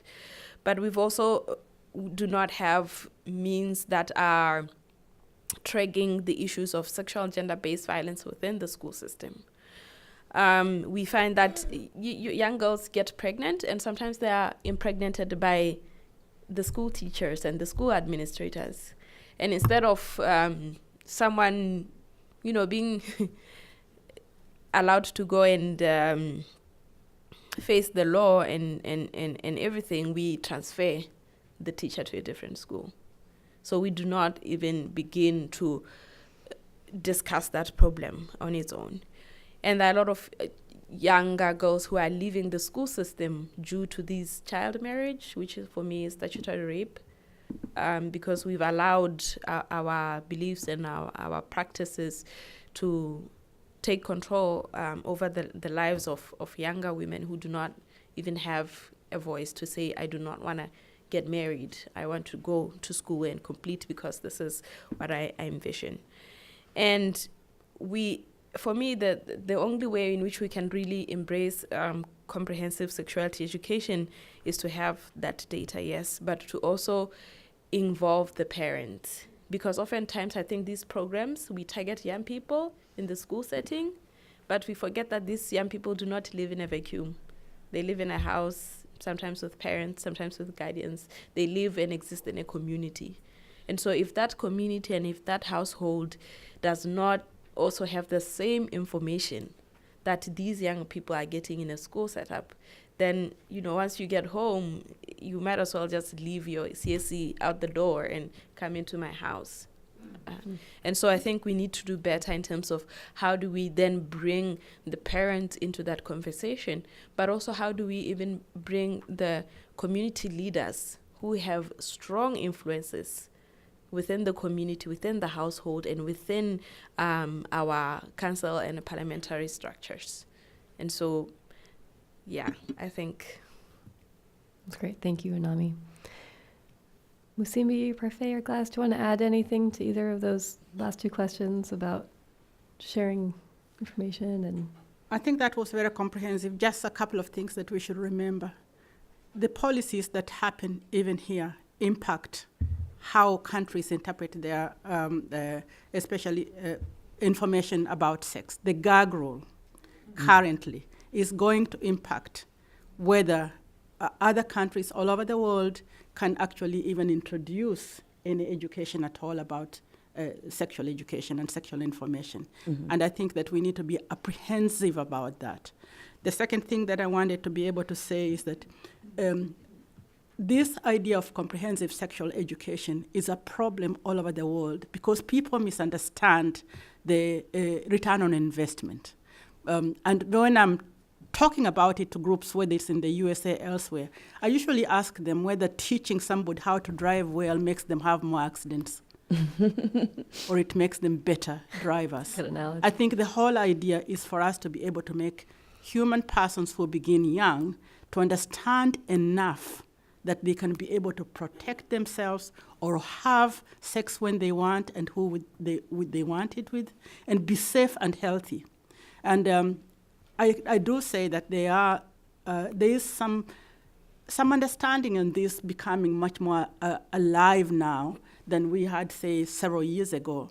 But there is always this big thing about don't let sex be discussed. I do believe that the new movements that are coming up, which are exposing important people who are saying one thing and doing other things, even movements such as the Me Me Too movements, movements showing sexual abuse in the churches, movements where we have said, let's just get the religious leaders on this discussion and then we'll get the answers because we have the religious leaders. And they come to the table, but we don't deal with their own abuse of younger people. These movements will make a difference in how we begin to tell the story of comprehensive sexual education to everyone, because that's a human right, and we need for it to be there. And we will also be able to address something that women have been addressing world over. Everything that we said today will not be successful for women until gender-based violence is eradicated, and there is no country that has overcome gender-based violence. Thank you, Musimbi. Do we have more questions? Right. Yeah, we'll take. There's a lot. So I'm going to ask you to keep your questions short, and we'll take 3 again, and then we'll try to do another round. So start with the man from Green Planet. I'm sorry, I can't remember your name, but that's okay, as Yeah. long as I remember yours, Lauren. It's important. But Lauren and Sarah, you've both done a fantastic job with this, and panelists, thank you for being here. But I wanted to go make one short comment, then I have a short question. The community public health workers, that's critical to the African continent, all 54 countries. We need to be doing it in the United States. We've almost neglected our public health program in the United States. But going to the professor from Cornell, Nyenge, thank you for being here. Going back to this pyramid that you built up here from babyhood into the young adults, how do you see that increasing employment opportunities? I know you talked about that, but I'd like to go a little more in depth in that, because it seems like there could be tens of thousands of jobs directly related to all those different areas, but would help with not only national development, but local community development at the same time. And thank you for being here, everyone. thank you. Wait, we'll take the woman in the red shirt, red dress. Thank you. Hi, I'm a student from George Washington University, and thank you all for being here. I'm really glad I could come. It was a wonderful presentation. What's your name? Molly. Okay, Molly. I was wondering, it seems like when you're talking about empowerment, a lot of this seems to be an issue with an information gap. And once people get that information, especially women, about family planning, about sexual health, et cetera, they're able to become advocates for the resources they need. So what I'm wondering is if you see media, including social media platforms, having played a role in getting information to average citizens, or if you see it having potential to be a tool in the future. That's a great question, and you should come to our next event in this series, which will deal with exactly that, but we can ask it today, too. Okay. Let's go to this side of the room, the woman in the blue dress. Good morning, and thank you. Thank you, panelists. I'm really glad to be here today. My name is Roslyn. I am with B. Rose Foundation, and my question is actually for Unami and also Dr.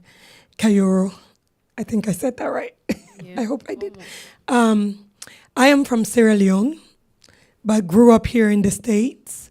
But about 6 years ago, I decided to go back to Sierra Leone to see what I could give back. Everything I had learned in the U.S. and how I can make an impact in politics as a woman. And I found that traveling in the entire country of Sierra Leone, that one of the challenges were once we are accustomed to living here in the U.S., when we go back home, we're not embraced because we're looked at differently, even though we want to make a difference in our countries and we want to give back. So how do you think we can overcome the issues that we face as a diasporan African and an African living in Africa? That's the first challenge. The other thing is, I was also in politics. I was the women's leader for the People's Movement for Democratic Change.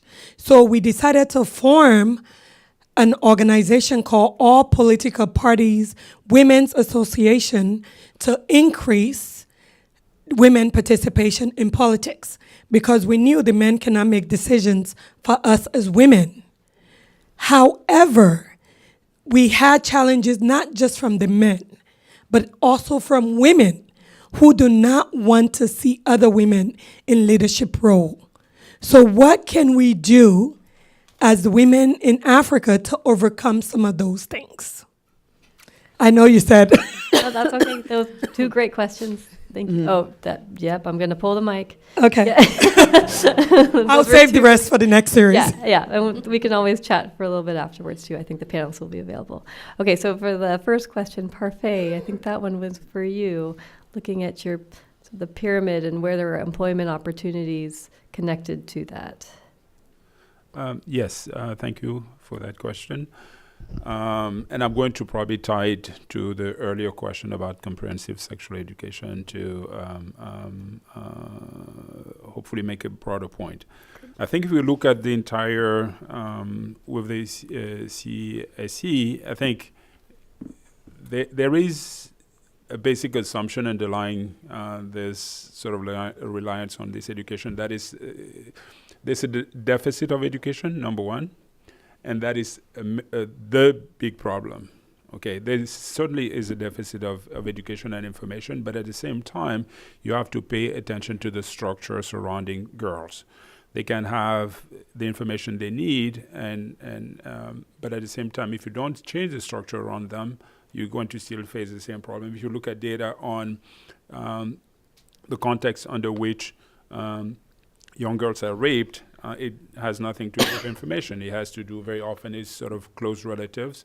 It's people who they know very well, etc. So it's, there's a piece about the structure that also needs to address, and the comment that you made about priesthood and so forth is quite relevant in that sense. So it's not exclusively a matter of information. Now, regarding the opportunities, I think there has to be sort of full demographic inventory to just see just the volume of opportunities that are going to be created. But I think if you think about it in terms of the comparative advantage that sort of the young have, there are 2 main advantages. That is, the first is basically the kind of education and skills they have. Let's say in TIC, technology and information skills. The other is proximity. That is, to some extent, peer-to-peer learning, the extent to which they can be involved in educating, in bringing along other young people. It's an asset that you may not necessarily have as an older person. So as we look at maybe things that have to do with tutoring, and there's in their countries, South Korea, for instance, have a mega tutoring industry. That is actually in part responsible for the country's tremendous advance in education. The problem with this is that you have to have a public counterpart that basically tries to essentially catches up with the private demand that is going to only be met by people with resources. And so tutoring industry, again, administrating, digitizing the entire economy. There are many sectors of the economy that need better data management, data recording and tracking and data management. And I think the technology skills that sort of the younger graduates have put them in a prime position to address some of these needs. I may have a comment on the diaspora thing, but it's going to be for later. Okay, great. I will start off first with the social media question. I think social media presents an opportunity to really share information, but of late it has become somewhat of a threat to to people's lives even, because now in terms of how it's managed or regulated or whatever the name is, we now find that a lot of, in the context especially of young people and the violence that young people are experiencing, we find that a lot of even these perpetrators are found in social media. They have a variety of accounts. They catfish or whatever word, that term they use now to lure young girls and even young boys into spaces where they will violate them. And so I think, social media and tech inventors need to do a very good job in terms of how do they sort of make social media safe for everyone.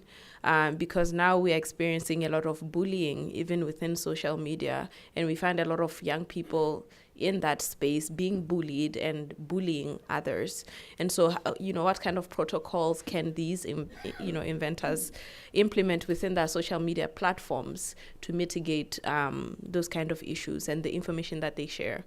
And if we have a well-structured CSE programming, we have better odds in terms of implementing it to efficiency, because a lot of young people get information from everywhere, and sometimes information which is on social media is very wrong, it's inaccurate, and so that is where they'll get that information instead of something that has evidence and scientific backing for CSE, and that has become a problem. So I don't have the perfect answers to that, but just to say we need to really look at how these investors are mitigating those issues on social media. And then the issue of the diaspora in Africa, I think this one it's more. First of all, life goes on in the continent when we move here. And I think that is something that we need to also embrace as people who live in the diaspora, that it doesn't stop just because you've left your country to go elsewhere. It does go on. And so when we do come back, we need to find an entry point on how do we even begin to enter the spaces that we have changed over time. It's going to be a long process, which is going to involve a lot of building trust, building relationships with people within and structures that you are able to get back into that system. And so if we come back, people in our continent, even our own families and relatives, they do not want to see us as saviors. We're not there to help people out of something. People have been surviving without us, and that has been okay, and we need to embrace that hard fact, but it's the truth. People have been surviving without us. And so going back to our countries, of course there's resistance also, because you have somewhat went away and sort of found a better life than what other people are experiencing. And so I think there's just a human, resentment there. That there's nothing you can do about that. People always feel a certain way about people who are different from them. And the women argument thing, I think women are very interesting creatures. We are interesting people. And only we can have that conversation amongst ourselves as to what the next steps are in our progress. But I do not want to believe that women want to work against each other. I don't want to believe that, because sometimes that notion has been used to further divide us, to say we are not for one another. And I maybe I'm ignorant, but I still believe that if we come to the same room and say, this is where we want to go and this is how we achieve it, we can better support. Some of the underlying issues that come up is because once other women get to certain spaces and positions, they forget the support. And instead of handing down the ladder for other women to come up, we shut the door, kick the ladder out, and then you are on your own. So we need better relations in terms of how do we support each other, even as we go and run for office or run for particular spaces in society. Even as mothers, we are where we are in our careers because we have nannies and housekeepers that are looking after our children for us to be able to get that job and to do that job. So we need to also find ways, how do we better even support the help that, the help that we receive in our households, because we are not there. And so we just need to have frank conversations about the way forward, because I believe that if we better support one another, we are able to achieve so much. Because it still baffles me that a lot of voters in our countries are women. but we do not see women getting voted in to public office. So that is a conversation that we need to have in our different countries, in our communities, of how can we change that. We have the numbers, but, you know. Thank you, Inami. Gladys, Parfait, or Musimbi, did you want to add anything to those questions? On. That's a good chorus. One word, I don't think that I could be more eloquent than Unami has been in regards to the women question, but I just wanted to put two things on the table. It's all right for women to have different opinions on different things. Just because they are women doesn't mean that they should agree on everything, even their support of who they believe in. And secondly, it's now a proven evidence-based fact that sustainable change, social change, comes by people organizing in movements. And the women right now, in the historical era in which we are in the world for centuries, are the best organized group of the two human races. They organize, whether they are doctors, you go into a hospital, there are women doctors organizing, lawyers, whatever. Women are always organizing to do something together.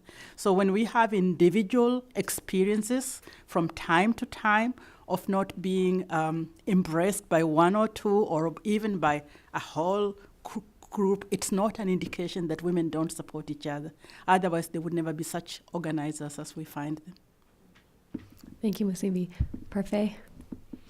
Oh, no, just to echo the earlier point that was made about the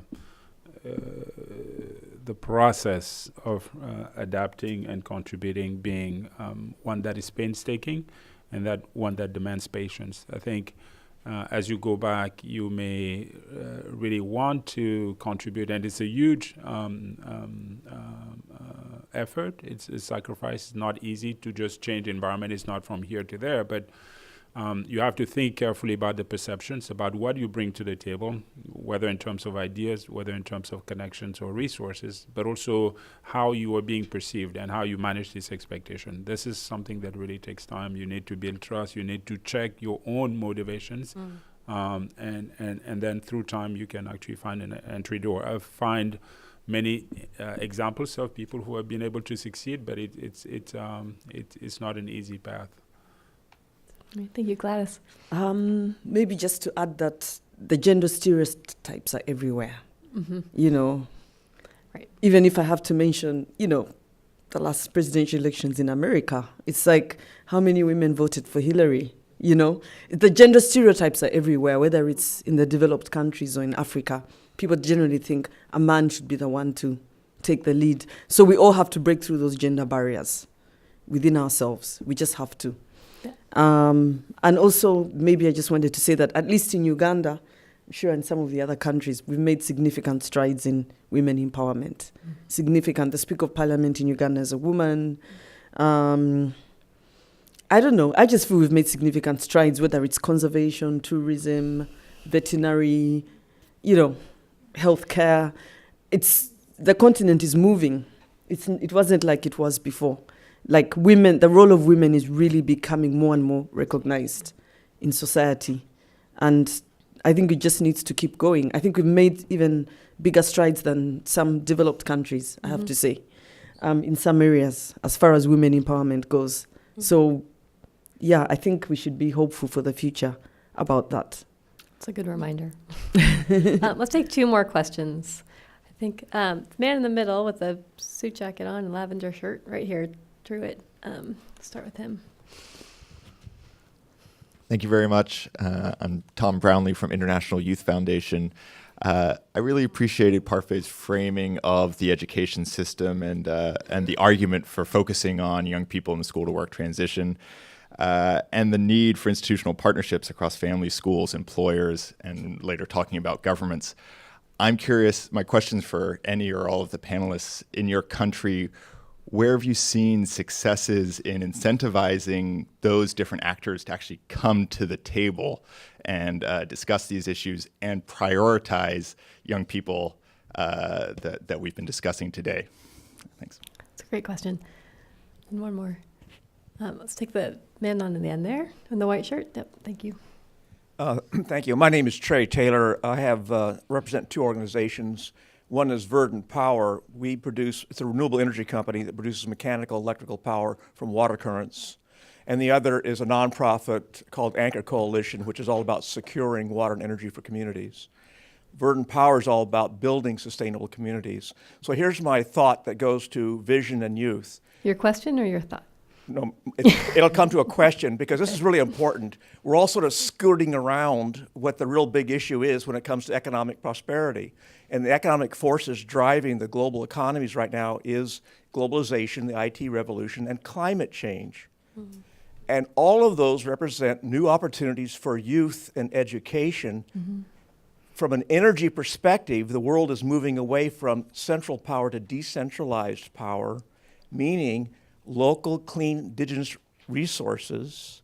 And where I'm going with this is what we're working toward, and I'm speaking from a Department of Commerce point of view on an advisory committee, is as we move towards sustainable communities, is taking the water, food, energy nexus approach, which is critical to water management. All of that involves youth, new education, new ways of thinking. So my question is this: as we work through the Commercial Services Department of Department of Commerce, how might we identify the right NGOs in the countries to work with the community, to empower the community, to have that community get on a path towards sustainability, which creates new opportunities for women as entrepreneurs, building infrastructure for their country, which becomes the basis for running for political office. So I want to throw a big picture out there in terms of vision. Okay, thank you very much for that question. Let's take one more up here in the front. Courtney, I think. Good memory. Hi, everyone. My name is Courtney Keene. I'm Deloitte Consulting. And a lot of I really appreciated some of the, Dr. Gladys, the really integrated solution and case study that you presented that incorporated social enterprise, conservation, public health, and to the gentleman's point just now about climate change and all these other transitions, integrated approaches are more and more needed. And a lot of times these integrated approaches or solutions are seen in rural communities, but another huge transition is urbanization.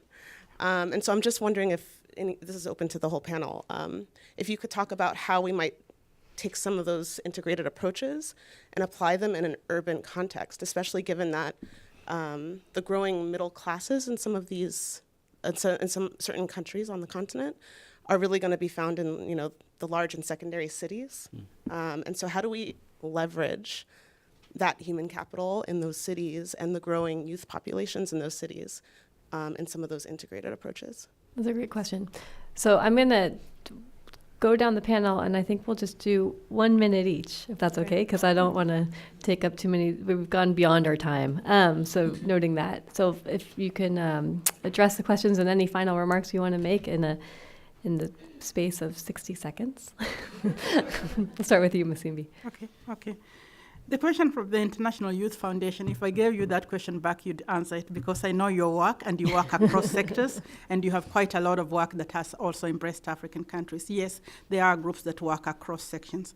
The other two questions from that end or from this end is that there are a lot of things going on in Africa, started by people from the continent and people from here. Lots of pilots. Because people keep seeing Africa in this small integrated, I think the important thing is to listen to what is making a difference, and especially what is started by indigenous people, like Gladys and others. There are so many such thoughts that need to be enhanced because they are grounded, they are going nowhere, those communities are there. And people have we need to be able to look at ourselves and say, this idea was born here, and this idea has the potential. But there is not enough investment, especially foreign investment, in trusting the local leaders who are the pioneers, who are the inventors of thinking about the change that they want to see happen. I would like to encourage that we actually invest in the grassroots groups and other groups that are found on the continent itself, and let those ideas grow so that people can see what that means. That's one contribution. But working across sectors is already happening. Food, water, energy, it's already happening. But they should not remain pilots. It's enough of doing pilots in Africa. Why, when you go and ask for something in agriculture, people still want to give seeds and everything, and they never think of actually the whole. We don't want to remain going through what everybody's gone through. We can frog leap, and we can see it by technology. So I think believe in Africa and believe in Africans, and you will see the contribution that we can bring to the world. Thank you, Ms. Yes, I'm going to just briefly respond to Tom's question about partnerships and how you incentivize them. I'm not actually responding, just to promise that this is a question that I'm going to keep thinking about, that I'm actually sort of leading a research project to try to understand some of this partnership, and I can tell you a little bit more about that project later. And the concern that I had is exactly, I think, the one that motivates your question, which is to say, I think, too often the incentive for people who want to partner with youth tends to be driven, as I think one of the speakers said earlier, by political duress, short-term objectives, and I think it draws the wrong kind of partnership. And so what I'm trying to imagine is a kind of long-term economic sustained incentives that could bring some of these partners to the table, both from the political side as well as the sort of business side. But I really don't have a good success story to share. Thank you, Parfait. Gladys. Maybe just to add to what all my fellow panelists are saying, I think in order to make, I agree with Dr. Musimbi, there are too many pilots. And I think the government, we need to get a lot more ownership from the national governments and regional governments. So if something like, for example, if an approach is working in the rural areas, how do you get it into the urban areas or in other countries in Africa? The governments need to be willing to change their policies to move the country forward. So I think the NGO movements are moving quite fast in many countries, but the government itself needs to catch up so that the two move together and are able to influence each other very well. So I think it's really important to get more buy-in from the governments, because some of them receive the monies from like the World Banks of this world. And so if they're better directed by the NGOs, things that have worked, then they can scale them up to a level that the NGOs are not able to. And then, bilateral funding comes in and everything. Things can really move. So a lot of sharing of lessons between the different sectors is very, very important. Actually, there's a group called the National PHE Network, Population Health Environment Network, which is now our NGO was a secretariat. We had the Uganda PHE Working Group, supported a lot by PRB, Population Reference Bureau. Then they got excited about it and they created national PHE networks. And they're now taking the lead, but we're trying to see how we can work closely together. They come and bring people to see the work we're doing, but we're now trying to see how we can all work together to scale this up in other countries in East Africa. It's actually all the 5 East African countries in the East African community now all have the same kind of networks. And they're government-led. At first, we're like, whoa, the government is leading this, where is it going to go? But actually, it was a big advocacy win, because now they're taking the lead. And at least in Uganda, they're very willing to listen to the NGO side so that we all move together. That's great. Thank you, Gladys. Nunami. Thanks. As I come to a close, I would like to, can I please give my closing minute to my colleague to summarize on the issues of interventions that have worked? Gwen? She's over there. Yes, but I'll most definitely second what Musimbi has said. Okay, thank you. Thank you very much. Mine would just be to make a comment on the different interventions that... Could you introduce yourself? Oh, I'm sorry. I'm Gwen Adiaho from the Kingdom of Lesotho, but based here with the World Bank. Okay, thank you. Yes. I think we need a significant paradigm shift, and there's a greater need to adopt long and broad range interventions, which would be inclusive of creating regulatory environment that is conducive for women empowerment and participation of youth, as UNAMI has rightly stated. And on the gender issue, I'd like to say that there are numerous countries which have plural legal systems which have continued to compound the vulnerabilities of women. And there is a pressing need and a requirement, I think, from a policy perspective, from a partnership perspective, whether with civil society organizations or with the private sector, to get more involved in engaging women and seeing them participate in these spaces. I think we have an obligation to identify the strategies, the programmatic areas, and action to address the impediments of work of women that have robust intervention. And this is available through, as stated, the partnerships, as mentioned by Musimbi earlier. We do need to identify areas of resonance or common themes across countries and contexts in order to be able to harness the demographic dividends. Otherwise, we will continue to have a situation where countries in our region, Africa to be specific, are severely unaffected by development trends. So we need to continue to harness the intersectionalities. They're broad and they've been spoken to eloquently by all the panelists. Thank you. Thank you so much. And I want to please join me in thanking our panelists, and thank you for sticking with us, keeping us late. Hopefully you all don't have to run out and they can ask you their additional questions. Thank you very much.